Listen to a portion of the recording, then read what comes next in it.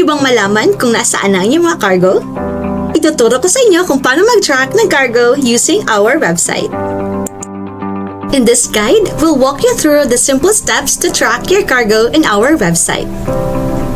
Step number 1. I-open niyo lamang po ang inyong web browser at i-type niyo po ang aming website ecoairseacargo.co.nz. Step number 2. Hanapin niyo lamang po ang tracking section ng aming website at i-click lamang po ito para i-direct kayo sa susunod natin na step. Step number 3. Ilagay niyo lamang po ang inyong 4-digit invoice number dito po sa aming tracking page. Step number 4. Pagkatapos niyo pong malagay ang inyong invoice number, i-click lamang po ang Track My Cargo to initiate the tracking process.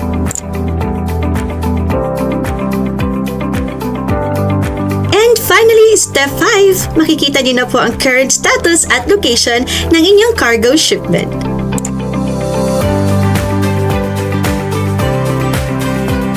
Kababayan, ganyan lang po kadali ang pag-track ng inyong cargo using our website.